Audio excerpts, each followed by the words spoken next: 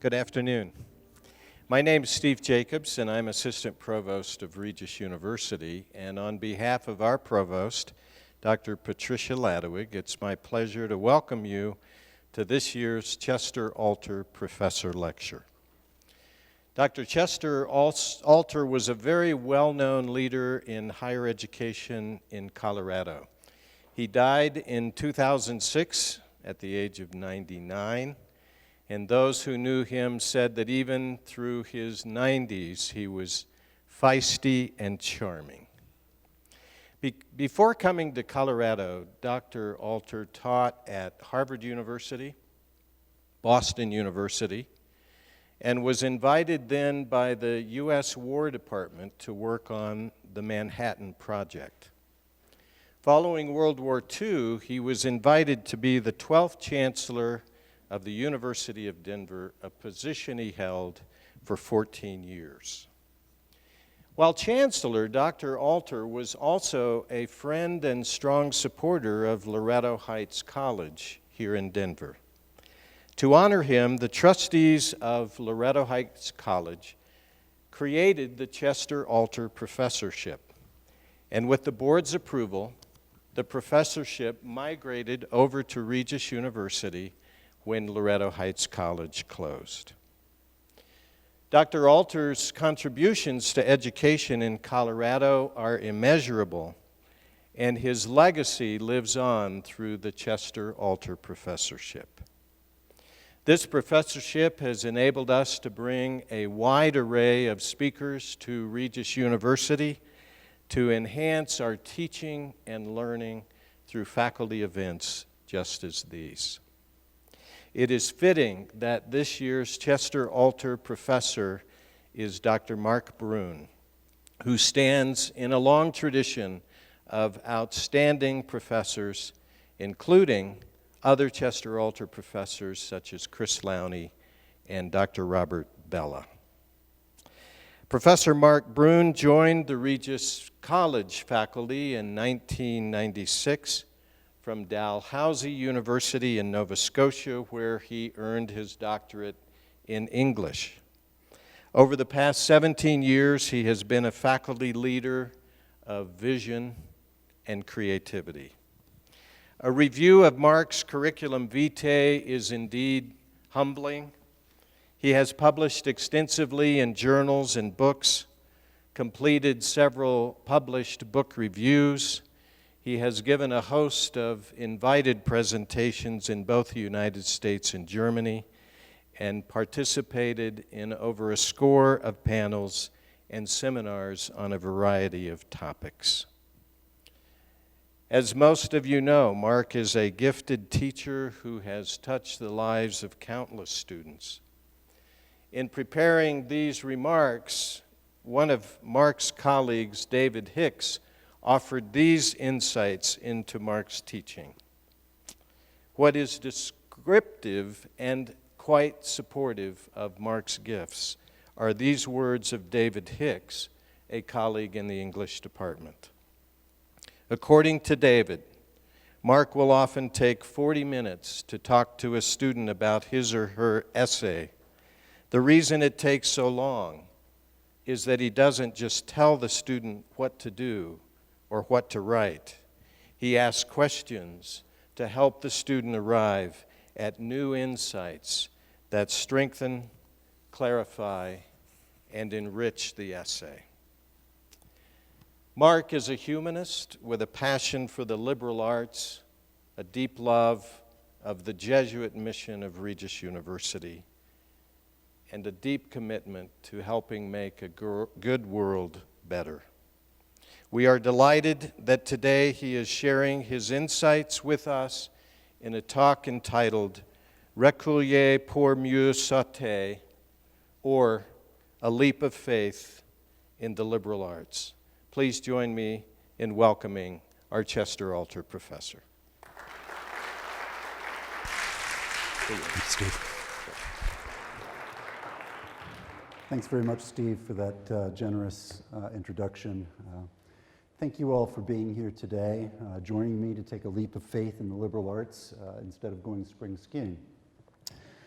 Yeah, A Leap of Faith in the Liberal Arts is my subtitle. The main title is Reculer pour mieux sauter, and I don't assume that everybody knows the French, but I'm hoping that the visual has keyed you into what the idea is. Reculer, draw back or recoil a bit in order the better to leap, pour mieux sauter, to leap higher and farther if you draw back a little bit.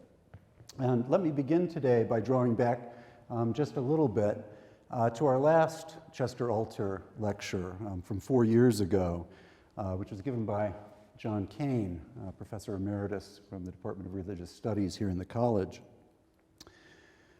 In John's lecture called Faith Talk at Regis University, he was thinking ahead to our future, and he basically outlined two kinds of future that we might face. As he put it, prediction is a risky business, but he wanted to outline two equally stark and provocative alternatives. And these alternatives would depend on how Regis reacted to the process of secularization that affected the American academy and the American higher education all through the 20th century.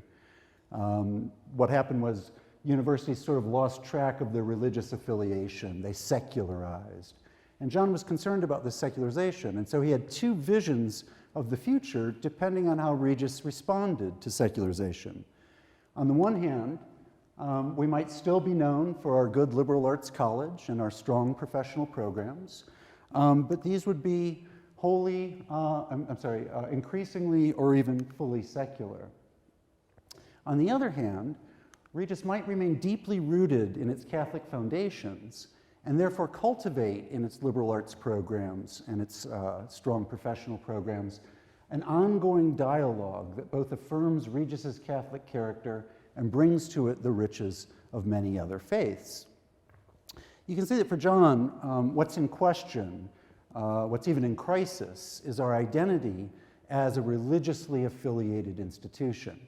John was concerned in 2009 about the savor, if you will, of our liberal arts curriculum and philosophy, and not the curriculum and the philosophy itself. Now, as my title suggested, I mean to talk about Faith Talk at Regis too, but in a wholly new context that has been shaped by the Great Recession. And because of the Great Recession, we now have a very changed public and political discourse about higher education. And this has really just developed in the last 4 or 5 years.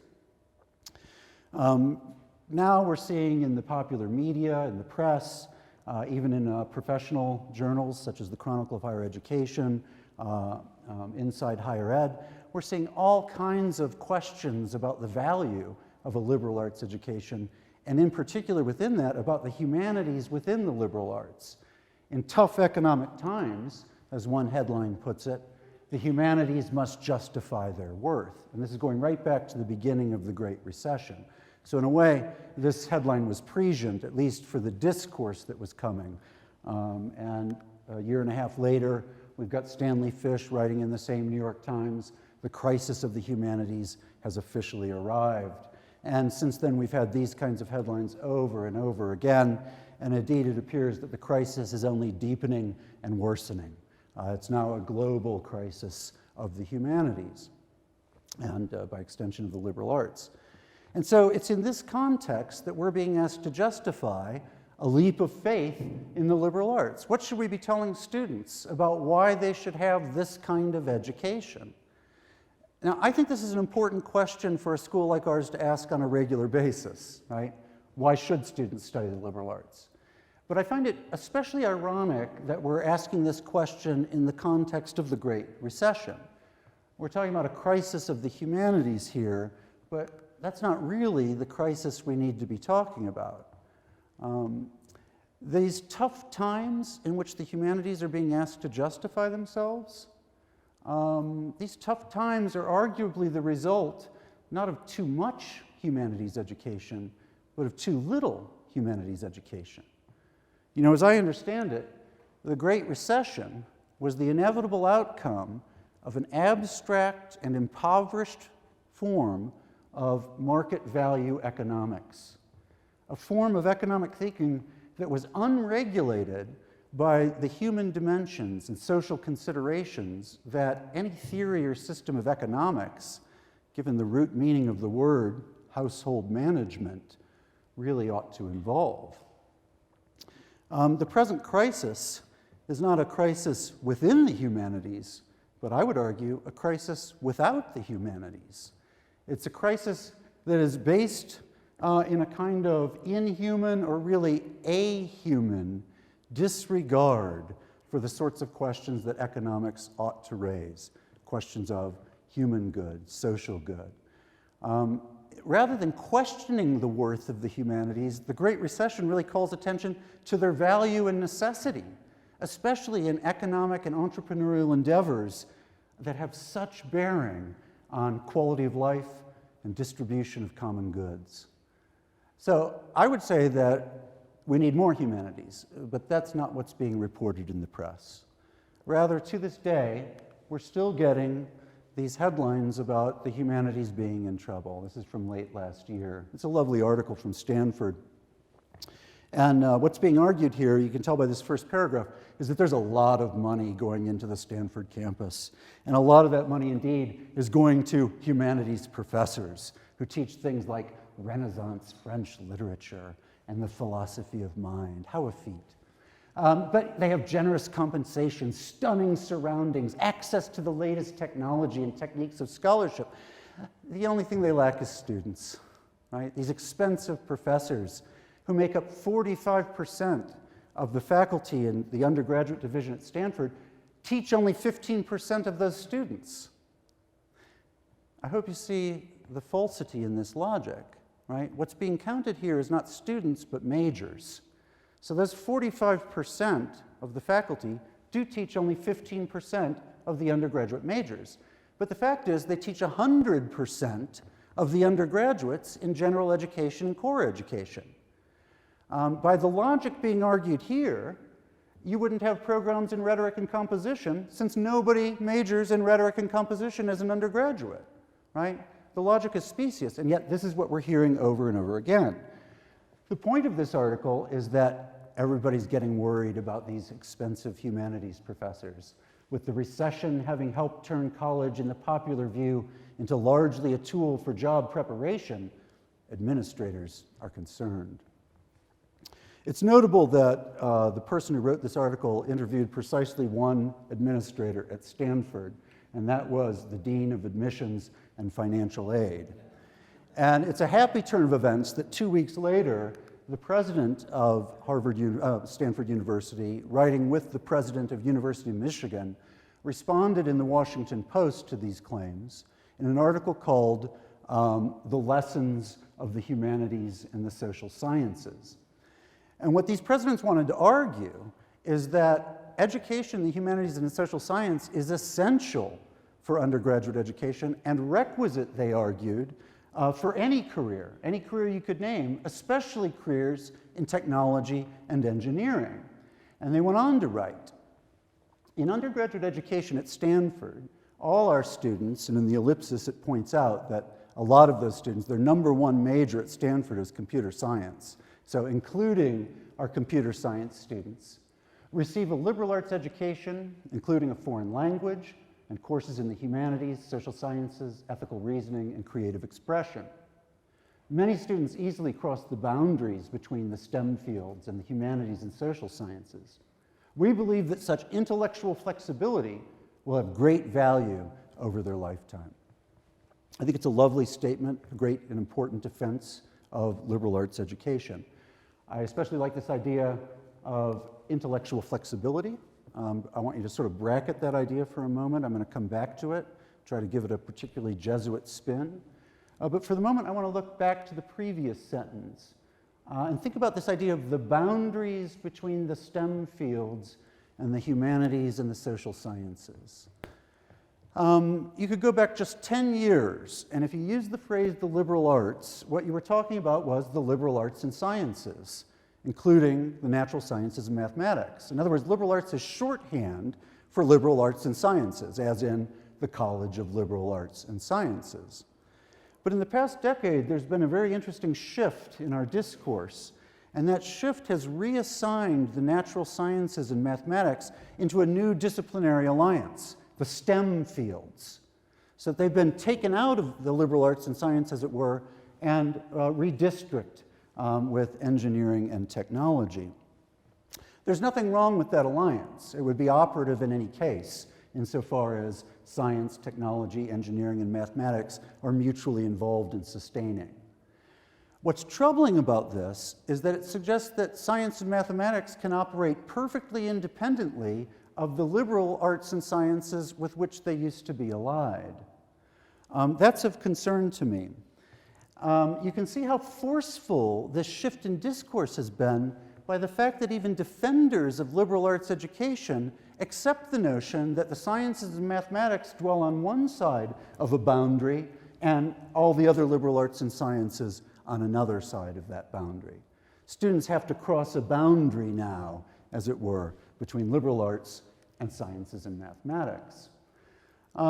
These are not the only well-intentioned presidents who have accepted this shift in the discourse of higher education.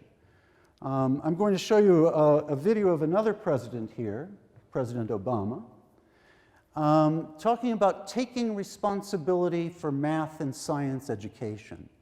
And this video clip comes from the beginning of his first term, 2009, I think it was late in 2009. And the title of the talk again, Taking Responsibility for Science and Math Education.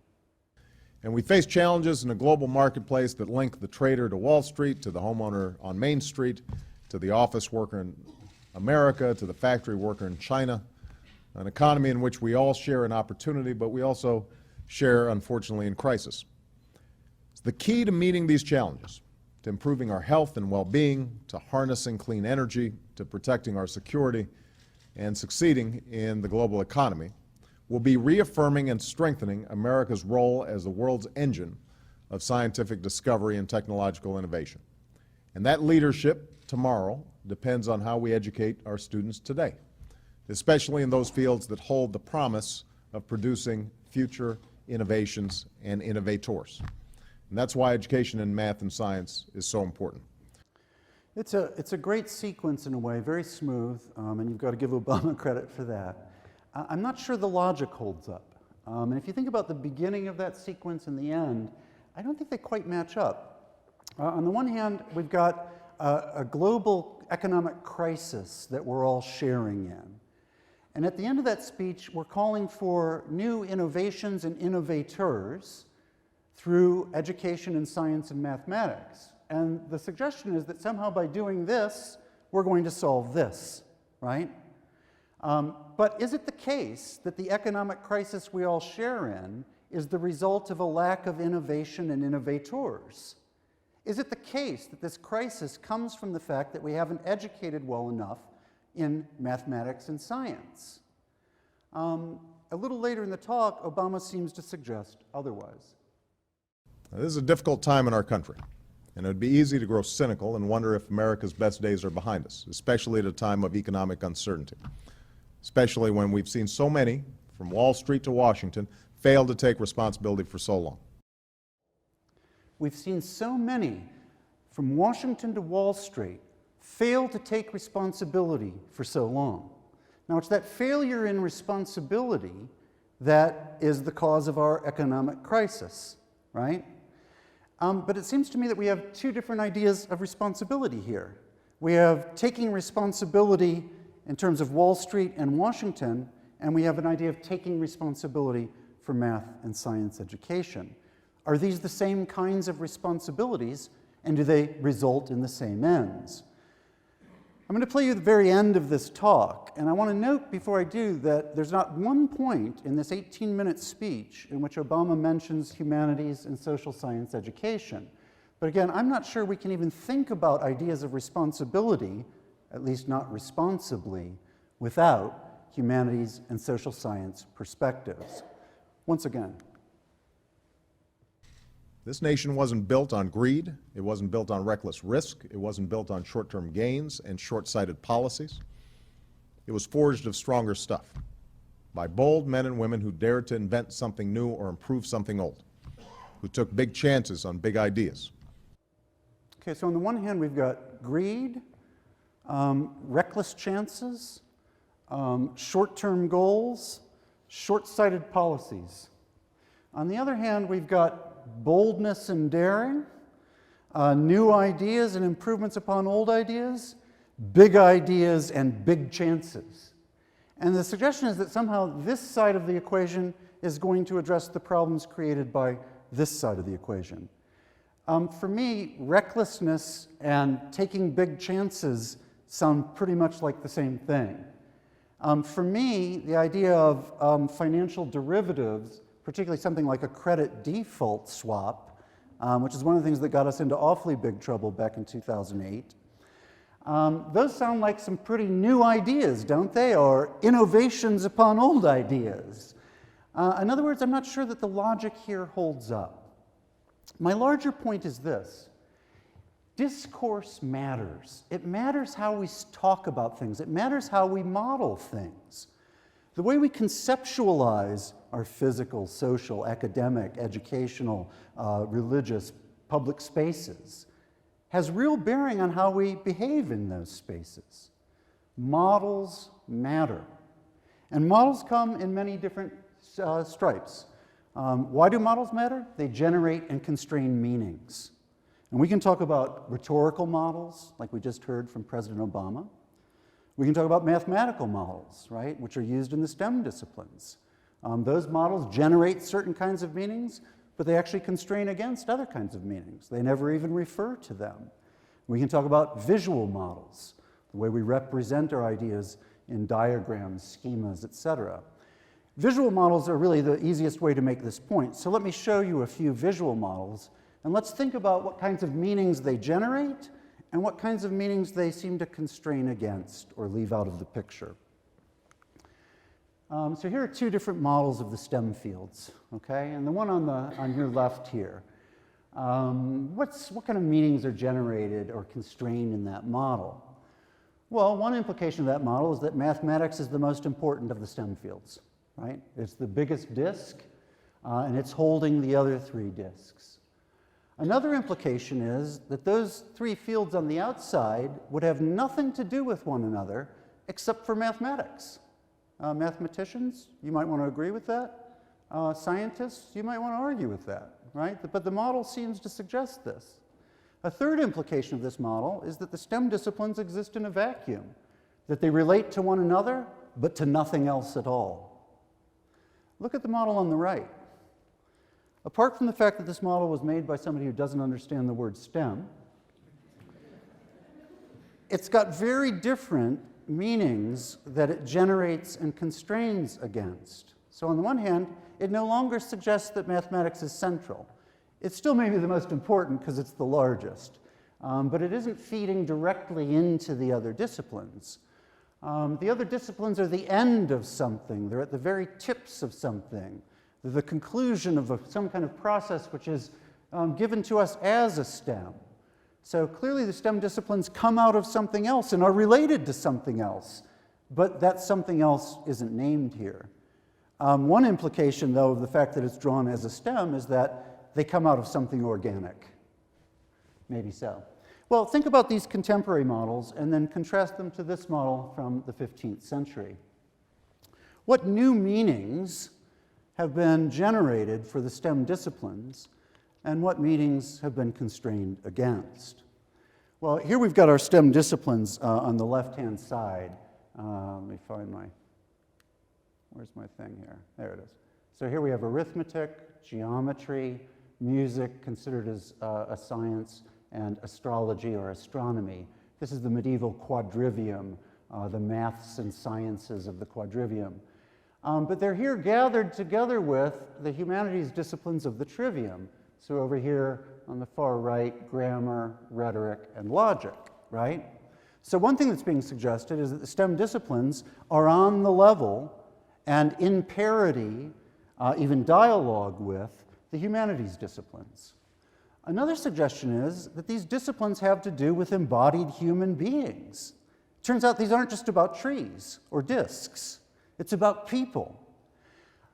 Yet another implication is that people are full-bodied, which is to say gendered, so that we get these representations of the academic fields themselves, these embodied women, these allegorical figures, and then below them, on a smaller scale, we get the figureheads for each of those disciplines. So for example, under geometry, we've probably got Euclid there. Under logic, I think we have Aristotle. Under rhetoric, we've got Cicero. One of the suggestions here is that the individuals who found and participate in these disciplines, the students and teachers, in other words, are comparatively minor in reference to the discipline, right? The discipline is the important feature here. It's as though the discipline transcends the individuals who participate in it. These are wonderfully rich implications of this model. And one of my favorite is, we may not like the gendering of the disciplines so much, but these two right here. This is a young boy and a young girl who are being inducted into this system, which is represented by architecture, this public social space. A young boy and young girl who are about to begin their education in grammar. It's a great model. This is the medieval quadrivium and trivium. Actually, we want to reverse that, trivium and quadrivium. That would be the order of your studies. Think about that model of these medieval disciplines as opposed to this version of it. Right? What did we lose? What did we lose by schematizing this model and making it abstract? What meanings were generated? What meanings were constrained against? What relations have been asserted? What relations have been suppressed? One of the interesting things about this model is it distinguishes the trivium from the quadrivium. Rather than showing them as sharing some kinds of likeness, parity, equality, the trivium are 3 arts of language pertaining to the mind, where the quadrivium are 4 arts of matter, quantity, pertaining to matter, right? So all we're doing is distinguishing them here. There are no obvious connections between the trivium and quadrivium in this model. That's probably a late 20th century version of the medieval curriculum, and so it's making some STEM-based mistakes, I might say. Compare all of the models we've looked at to this model. This is the oldest of the models I've looked at, and curiously, it's the most comprehensive in terms of what the liberal arts and sciences are all about. What we have here is a giant portrait of a human being, right? And it's as though the human being has opened the mantle of humanity to show us what is involved in our human lives. All the arts and sciences, all the professions and disciplines that we enact as human beings. Right here in the middle, as though the spine of this guy, those are our 7 liberal arts. So counting up from the bottom, we've got grammar, dialectic or logic, rhetoric, arithmetic, geometry, music, and astronomy at the top. But on the sides, as it were, fleshing out this skeleton, this spine of the human being, are all the other disciplines that are being related to the 7 liberal arts and sciences. And these disciplines are all over the map of human endeavor. So for example, painting. If you want to be a good painter, you need the 7 liberal arts and sciences. Carpentry, if you like, medieval engineering, right? We got a couple guys here hewing on a beam that's probably going to be an architectural centerpiece for a building. So medieval engineering requires training in the 7 liberal arts and sciences. You want to be a lawyer? You need to know arts and sciences. And I think most importantly for my talk today, changerie. You want to do economics? You want to do the economy right? It's got to be in relation to all 7 liberal arts and sciences. The implication of this table of arts and sciences is that if we keep all the arts and sciences in dialogue with one another, in relationship with one another, and in relationship with all our other human endeavors, that's when we're going to get human thriving. We've got this giant figure who sort of embraces all of this. And not only human thriving, but social thriving, right? What he's embracing is 2 cities. And not only human and social thriving, but intercultural communication and exchange, which I see illustrated here in the bridge that sort of is the man's shoulders and draws these 2 societies, these 2 cities together. This is an ambitious vision of what the liberal arts and sciences are all about. Where have we gone wrong? I mean, how did we get to the 21st century and sort of forget about all of this? Well, one of the things is we forgot our past, right? We're forgetting to reculer avant de sauter, right? So here's a model from the 21st century out of the Chronicle of Higher Education. Just think about the headline here. You can only ask that headline if you don't understand the history of the liberal arts and sciences, right? Of course the arts need the sciences, and of course the sciences need the arts. We know that if we're thinking historically. Think about the model we have here. You've got the STEM disciplines on the left, right? A microscope, a DNA double helix, a planet, some gears, a geometrical diagram. On the right, we've got our humanities and social sciences. We've got geography, history or literature, music, film, the visual arts. Again, the suggestion is that these two are apart from one another, and yet they do seem to stem from the same thing. We're back to that weird stem that's not identified. Although in this case, it does seem to go down into a graduate's cap, which means into our heads, which means it's cognitive neuroscience. That's where it all comes from, right? That's so great. Just kidding. So what we have here is Mary Crane, an English professor, and Thomas Childs, a biology professor, and they're talking about our present-day situation. There is no question that the liberal arts, that liberal arts education in the 21st century needs to re-examine both its definition and its scope. While many people assume that the humanities are firmly and solely centered at its core, and now think about how you would get an assumption like that the only thing in the liberal arts is the humanities. Though many assume that it's humanities at the core, many others ask, is that still the case? And still is funny to me there. When did it become the case? Oh, maybe 10 years ago. But is it still the case? How would a liberal arts education look if science played a more prominent role? That's a strange question, because the liberal arts include the sciences. It's an even stranger question coming from these two authors, because they teach at Boston College, a Jesuit university, right, or Jesuit college. At a recent symposium at their college, at their Institute for Liberal Arts, a panel of experts from the sciences and the liberal arts, and notice, not the liberal arts and sciences, but the sciences and the liberal arts, well, they got together to explain from their perspectives why science matters at a liberal arts university. Again, this strikes me as a hard-headed and entirely ahistorical question. And it's especially strange coming from this context. Therefore, we need to talk about Reculer pour mieux sauter. Right? We have to be aware of our history and where we're coming from. If there's anybody who can answer the question, why do the arts need the sciences and vice versa, it's those of us who teach in the 500-year-old Jesuit tradition of the liberal arts and sciences. If we can't answer this question, nobody can answer it, all right? So we have, I'm sorry, you're not seeing what I'm talking about, right? And how are we going to answer it? Innovative fidelity to our tradition. That's our best way forward. Fidelity to the tradition, reculer, but also innovation based on that tradition. Sauter, jump forward into the future, and jump farther because of the springboard of our tradition. Now, there are many places in our tradition that we could look in and talk about what can we gather from this, what can we bring forward into our future. I'm only going to have time today to look at one, but it's an extraordinarily rich one, and that is the Ratio Studiorum.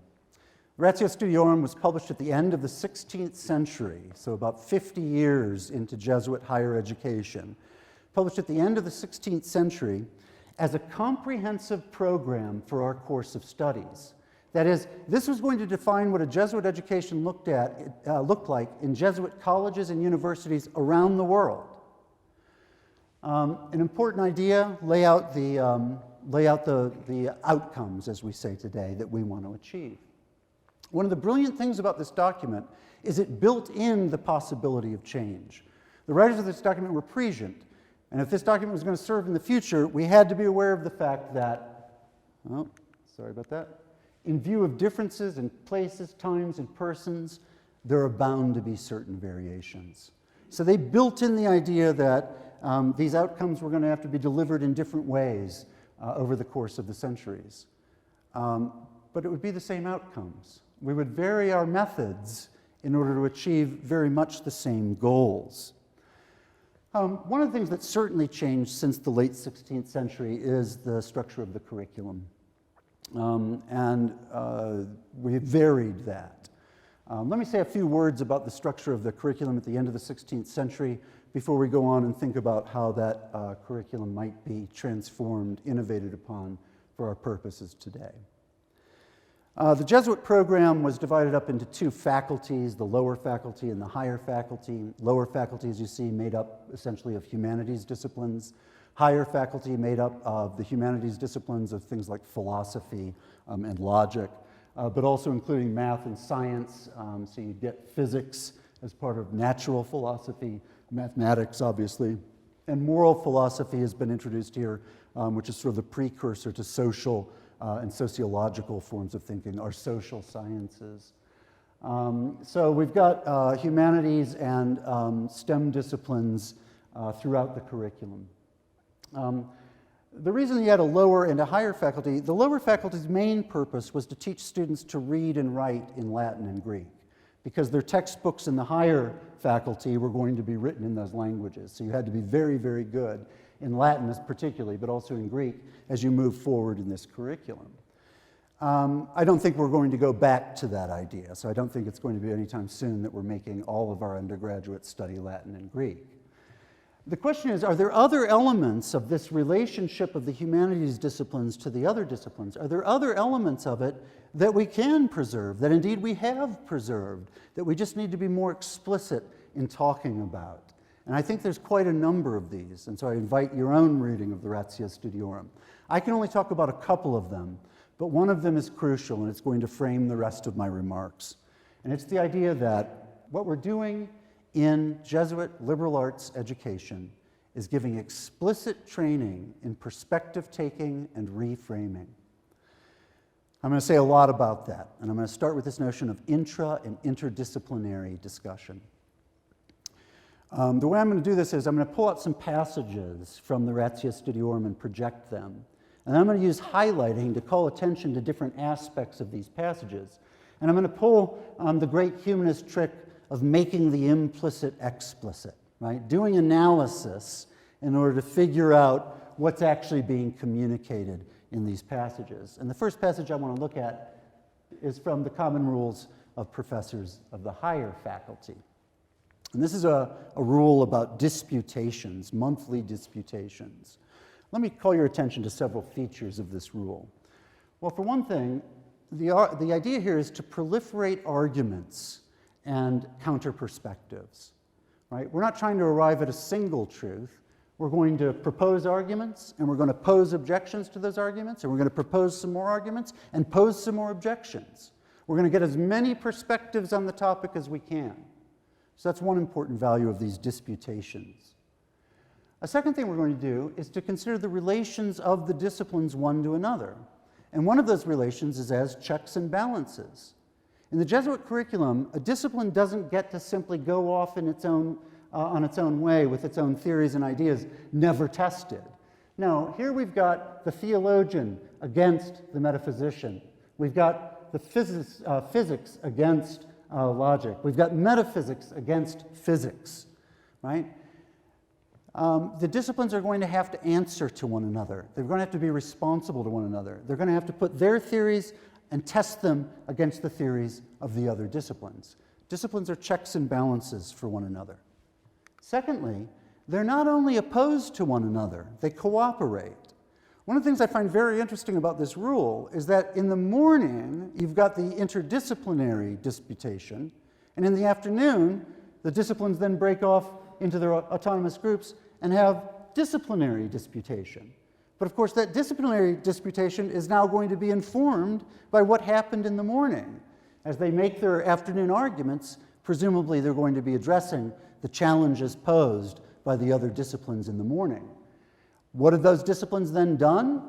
They've informed, instigated, and inspired each one of these disciplines and the work that they're going to go forward with. A third thing that we might think about in the relationship of the disciplines is the fact that they're embedded one within another. So, for example, if you're going to study physics, The argument here is you probably should know something about logic, right? You won't be a very good physical scientist if you can't think logically.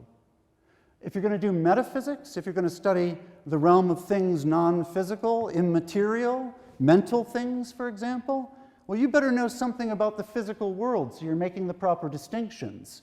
And of course, if you're going to know something about the physical world, you're going to need to know something about logic. And if you're going to do theology, you better know what's been said outside of theology in classical metaphysical traditions, for example, and in natural sciences, and in logic apart from theology. So the disciplines are embedded in one another and feed into one another. I guess the final thing I'd want to pull out of here is how student-centered all of this is, right? That one rule uses the word student some 8 times. These aren't students who are sitting passively absorbing what some teacher has to say. Instead, these are students who are acting out the arguments, who are embodying those arguments, who are having to come up with the new arguments. It's important to say, though, that while it's student-centered, those students aren't left on their own. What they're being asked to do here, to consider, to accomplish, is to be modeled by the faculty. Again, here's another rule from the common rules for the higher faculty. And let me just point out a couple of things about this. This is still about those disputations. Well, for one thing, it seems to encourage what we now call team teaching, guest lecturing, and guest evaluating. And those guests would be coming from different disciplines. I think that's a very interesting idea, to have somebody else evaluate my students in English, let's say a mathematician. Other professors from different faculties should attend whenever possible. A second point here is that we're much more interested in perspective taking than in predetermined answers. I love this illustration where we have 2 professors who are arguing with one another, clearly from different positions, and 2 students are saying, well, listen to the way this person is framing the problem. But no, listen to the way this one is doing it. And the students are being asked to look at both of those perspectives and to think about which one they would choose, how they might be reconciled, how they might be synthesized. So perspective taking as a value. There's a privilege extended to the external, to what's beyond the walls of the university. I love this little image from the University of Bologna, and it's the law students, and they're within the frame of the university, as it were, but they're looking out of it. And it's as though they're getting their lesson from outside that window, as though the community is the teacher here. Community engagement and orientation, especially with other academic, other academic entities, other intellectual entities. So external doctors are invited expressly to take part in the studies these students are undergoing. And this suggests that we ought to be looking at more and more partnerships with other universities, professional programs, community organizations, etc. These are the ways of enriching our students' education by providing them more frames to think about any given topic, by giving them a range of perspectives on these different topics. This idea of an education for perspective taking and reframing is, I think, vital to what we do here. But if we're going to do it well, we're also going to have to train students in the requisite attitudes and behaviors. And this seems to me especially important today when our national discourse, our political discourse, has really devolved into mere sloganeering, has devolved into these absolutely entrenched binaries with no quarter for the other side, right? Republican and Democrat, liberal and conservative, repeal Obamacare, fix Obamacare, right? We need to be able to talk to one another and not just yell at one another if we're going to do perspective taking. So again, here's a rule. Let me pull out some of the implications. What are some of the requisite attitudes and behaviors? Well, for one thing, we need affiliative virtues rather than aggressive and assertive virtues. We need virtues like modesty, courtesy, temperance. I've rephrased those as humility about yourself and your own discipline, kindness toward others and the other disciplines, moderation in arguing your own point and arguing against somebody else's point. If you don't like the religious language here, another commentator arguing for the same sort of thing recommends these 4 virtues: fairness, honesty, maturity, generosity. These kinds of behaviors we've got to cultivate. We've got to think about, whenever possible, reconciling diverse views, not entrenching in one view and saying no to all the others, but seeing ways that we can bridge those views. Again, I'm talking about these entrenched binaries that nobody will budge from. We need the tertium quid, the third thing, the point of view that synthesizes and sees that what looked like an opposition can actually be a cooperation. I'm not arguing that every view can be reconciled, but I'm arguing it's possible to try. When possible, reconcile opposing views. When it's not possible, and that will be in many cases, we need to have respect for tradition and difference. I love the way it's put here. Respect for the contrary view, the more so if it was held by your predecessor. And so it's as though we could say we have to have respect for our disciplinary differences. You can't act like your discipline's the only thing. We need to have respect for what other people within our disciplines have taught and are teaching. We need to have respect for what our Jesuit liberal arts tradition looks like after 450 years. It's not monolithic. It's not one single view of higher education. There are many views within it, and we need to respect them. And we need to have respect, of course, for those peoples, cultures, ethnicities, religions, etc., that are outside of our tradition, that don't participate in our disciplines. They are a rich source of further perspectives. And before I leave this, I want you to understand what respect means. It doesn't mean tolerance. Respect comes from a root meaning to look at or see again, to see anew. When you respect something that's different, when you respect a tradition, you're constantly re-seeing it in the hopes that there's something there for you. Again, what are we doing today? We're looking back at our tradition. We're trying to see it again, to see what values can still inform the way we approach higher education. All right, so I've been talking about the higher faculty and some of the interdisciplinary and intradisciplinary discussion going on in the higher faculty. Let me turn for a moment to the lower faculty and give you a sense of what the students were being taught there. In the first place, they were being taught multimodal comprehension and expression. They're being taught to understand and communicate using as many modes of their human being as possible, using the verbal mode, using the visual mode, using the performative mode, using mathematical modes, digital modes, etc. The way they were doing this back in the 16th century is through daily composition and translation of Latin and Greek prose and verse. Again, what the main point of that was to teach you to read and write in Latin and Greek. But as they were doing that, there was a special emphasis on rhetorical and generic differences within the texts and cultural objects of the Greeks and the Romans. So, for example, students were asked to think about what meanings are you generating when you do narrative, and what meanings, other meanings, when you do persuasion.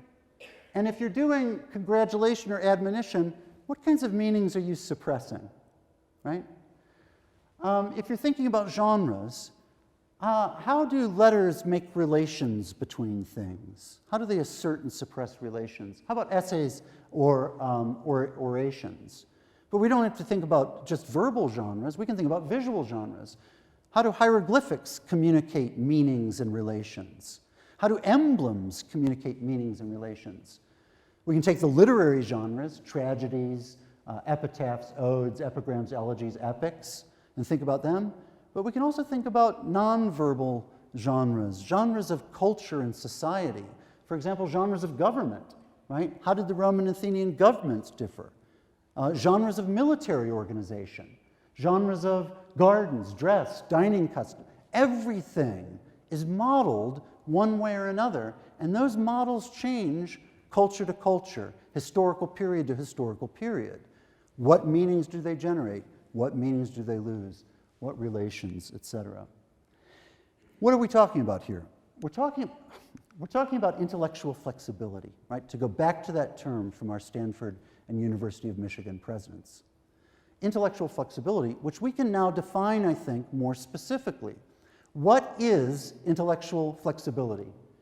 It's the ability to generate and variously express a diversity of meanings and relations.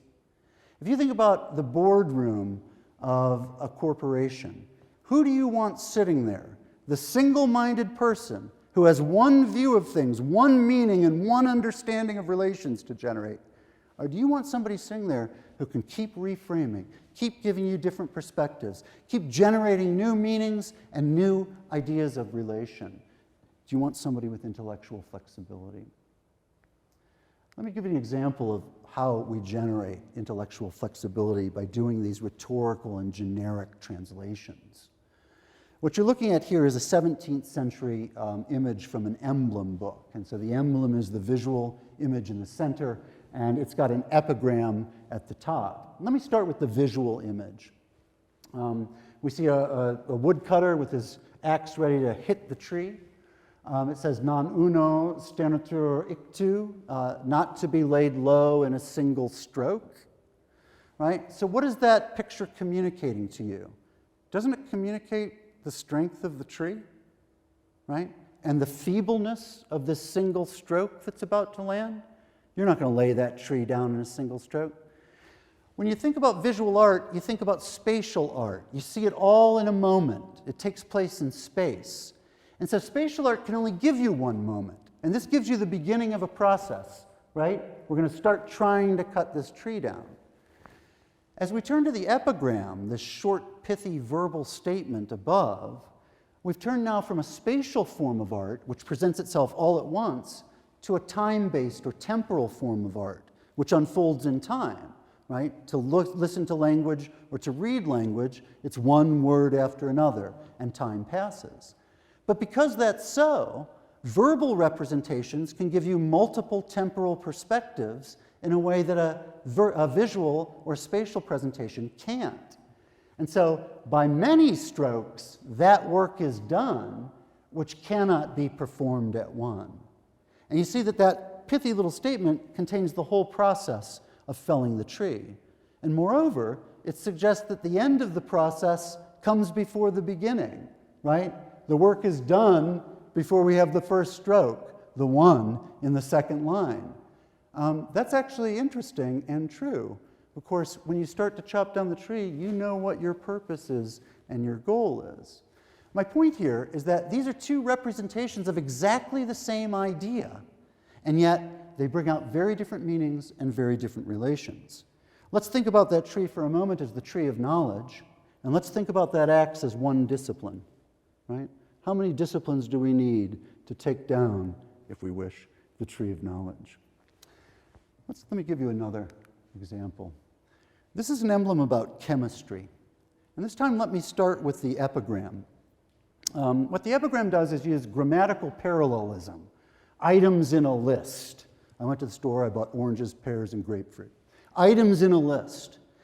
And it uses those items in a list to suggest a kind of parity or equality between the ideas being suggested. So to translate, in chemistry, nature is the guide, reason is the staff, experience or experiment are the glasses, and reading is the lamp, okay? So if you're doing chemistry, you need nature, reason, experience or experiment, and reading. And the suggestion here is that all of these are equally important because they're all lined up as parallel items in a series. Now turn to the image. What new meanings are being generated here? What new relations of chemistry are being asserted? Well, for one thing, it seems to me that these four instruments have very different values. We see nature in front, who has no problem walking in the night because she's nature. And you can see that her cowl imitates the light of the moon, which is, of course, reflecting the light of the sun. Right? So she's marching on ahead. And what's the chemist trying to do? The chemist is trying to follow in the footsteps of nature. The chemist is working in the dark, cannot see the true elemental composition of reality. Is trying to understand where nature is, where nature's going. And the scientist is here attended or assisted by several tools. Now imagine if this scientist only had reason. Where are those footsteps, right? So reason's one tool. Wouldn't it be better if you had a pair of glasses so you could see a little better? So it's good to have some experience or some experiments, right? But it's still nighttime. take your staff, put on your glasses, and in the dark, look for those footprints on the path, right? What do you really need to do chemistry? You need to read, right? You need the lamp of reading. That's a very surprising idea about chemistry. But we can't get that idea from the previous model, that reading is the most important thing a chemist does. A couple other implications here. What is she carrying? She's got flowers in one hand, she's got a gourd, some fruits and vegetables in the other hand. Though you can't see it very well, behind her are two farmsteads, and in the foreground center is a plow. The suggestion here is that chemistry is related to ideas of beauty, ideas of sustenance, to a landscape of human thriving. You don't get that out of the epigram. You only get that out of the emblem. Again, models matter. So they would do these translation exercises. They would learn to work in different rhetorics and different genres. They would also then have to embody what they've learned and perform it for emulation. Twice a week, the rhetoric students, that's the top class in the lower faculty, the rhetoric students would have to get up on stage, take the platform, and deliver a declamation, an oration, a poem, or maybe some combination of the above, before the humanities students, before the lower class, the class who's never done this before. Well, that's a pretty good audience to do it with, right? In fact, they're watching what they're going to have to do next year. And what they're learning is what they have to emulate. To emulate is to strive to equal or excel some other being, some other object, by imitation. So you've got the humanities kids there, and they're learning from the rhetoric kids what it is they're going to have to do next year. That's twice a month. Once a month, those same rhetoric students have to take the stage, but now the audience has the students from the higher faculty. Now the audience has those students who, when last year I was a humanities student, I was watching them on stage and finding out what I had to emulate. But now I'm going to have to get up there and embody the same thing before an expert audience. So first you get the amateur audience, but you're on your way to the expert audience. They didn't throw these kids to the wolves. There was a lot of training here. In order to do these kinds of embodied performance, every effort was made to train the student speakers in appropriate control of voice, gesture, and all other actions. And we need to include these days the actions of technology, which obviously I have not been well trained in because I don't know what's forward or backward. Right? We need training in this so we don't throw the kids to the wolves. How in your disciplines do you embody your learning? How do you make it public? And for whom do you make it public? All of this sort of came together in the lower faculty in what was called the Pro Lection. And I'm going to close up here with this idea of the Pro Lection. Pro Lection, generally speaking, is to lecture or discourse in public. And indeed, we need to think about our education here as ultimately aimed at a wider public. But in the Jesuit tradition, the Pro Lection is much more than simply a lecture or a discourse in public.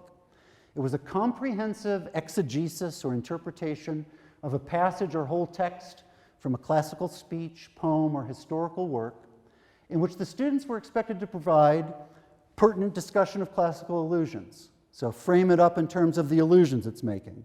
What kind of relations is it asserting? In terms of history, what was going on in the historical moment when this poem or oration was composed? Why was the writer interested in this topic? How does the historical context inform it? Think about it now in terms of manners and morals. What were the social and ethical practices and paradigms of the culture in which this was created? How have those practices and paradigms changed, and would that make us think differently about the topic? What about the developing theme? What's the logic of organization here? How is it framed internally? What's the force and fitness of the author's style? And here, of course, you'd have to know other works by the author, as well as other works by other authors, and make comparative judgments about what kinds of styles, what kinds of presentation modes suit what kinds of themes. And finally, what happens if you reframe this text as an emblem, let's say, or a dramatic performance? What new meanings are asserted? Which ones are suppressed? When you started out in the lower faculty, in the grammar class, it was the teacher who did the prelections. And I love this image here because you see the teacher giving one, right? He's got his text before him, he's gesturing, he's going ahead and giving these frames. But what he's trying to do is teach the students to take this over. And by the end of their 5 years in the lower faculty, it was the students who would give the daily prelections and no longer the professor. And I love the fact that you can see the students have got their books open and they're all trying out the gestures, right? You're going to be trained to embody your knowledge. And the point here wasn't to get a mastery of the particular speech, poem, or historical text. The point instead was to teach students how to grapple with an assignment or a problem, any assignment or a problem. How do you do it? Well, you come at it from as many angles as you can. You do perspective taking and reframing. How to understand clearly what an author is saying in his or her historical context, right? And how he was saying it. What's the style? And how does that affect it? In a word, how to study effectively so as to arrive step by step at a mastery of successively more advanced subject matter. In a nutshell, what the prelection was teaching you is not what to learn, but how to learn. And in the Jesuit tradition, how to learn is learning how to take perspective and how to reframe a single topic with as many frames as you can imagine. Prelection is a series of framings, as I've argued: historical framing, comparative framing, heuristic or interpretive framing. And what that does, according to the Ratio Studiorum, is lead to erudition. Erudition comes from the root ex rudis. Rudis, untaught. Ex, no longer. In other words, to be erudite is to be educated, to no longer be untaught. And what is it to be educated? It's to study historical events. It's to study ethnology, the diversity of societies and cultures. It's to study the authoritative views of scholars and whole wide sources of knowledge. I want to emphasize the fact that that list is a list of the governing modes of inquiry in the humanities and the social sciences, right? So if we're going to teach students how to do this, they cannot lack the humanities and social sciences. And indeed, these governing modes of inquiry are indispensable for responsible behavior in all of the fields we can think about, including business, entrepreneurship, finance, healthcare and medicine, STEM disciplines and industries, etc. If we're going to behave responsibly, let's say in economics, let's say in financial corporations, we need to be thinking in all of these humanistic and social scientific ways. When we do think in those ways, we're not only responsible in our thought and practice, but indeed we can be truly innovative in that thought and practice. This is exactly what's not expected in so many of these disciplines. Bringing this to the table is to really do the kind of innovation that our world desperately needs. So, what's Jesuit liberal arts education in the 21st century? Or to put this another way, what should our students, all of you sitting here, students, what should you be able to say about your Jesuit liberal arts education when you graduate? What should you say in your e-portfolio? What can you say in your personal statement for graduate school? What can you say in that job interview about your Jesuit liberal arts education and why it makes you the right candidate for this position? Well, one thing you're going to say, it was interdisciplinary. It was arts and sciences, and you're damn proud of that. And here's why. Because it was multi-perspectival. You learned how to think about a single topic from comparative approaches, empirical approaches, historical approaches, imaginative approaches. And in doing that, you saw an enormous range of meanings and relations. You learned to think and speak and communicate multimodally in visual modes, verbal modes, performative modes, mathematical modes, digital modes, etc. And you bring all of that to the table. You're engaged. Your education was student-centered. It was experiential. It wasn't sitting in a class and simply taking down notes from the teacher. And it was community-oriented. It always asked, how is this relevant to them? And how is what they do relevant to what we're doing here? It's respectful of difference, disagreement, diversity, and tradition. And again, by respect, we mean it looks again and again and sees anew how these differences, disagreements, diversities, and traditions can enrich our human lives.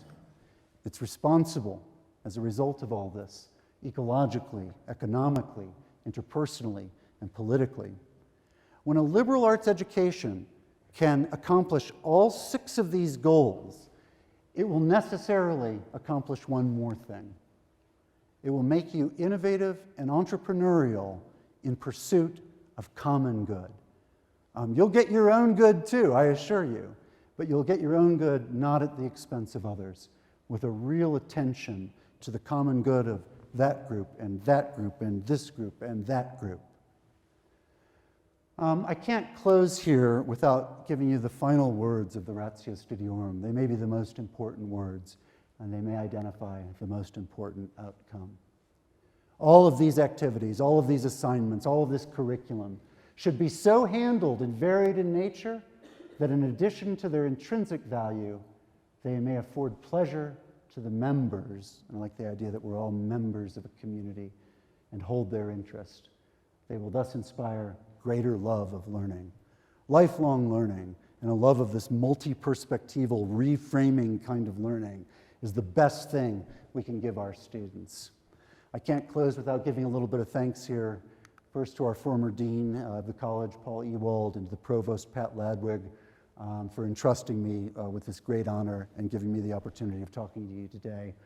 I need to thank Gina Leba of the Provost's Office for Administrative Assistance and Julius Garenfell of the Center for Academic Technology helping me to put this presentation together today. I want to thank my wife, Kelly Young, who heard the first formulation of this talk and the second formulation and the third and the fourth, and did so with loving patience and infinite insight. And finally, I want to thank you for your presence here today and your attention. Thank you very much.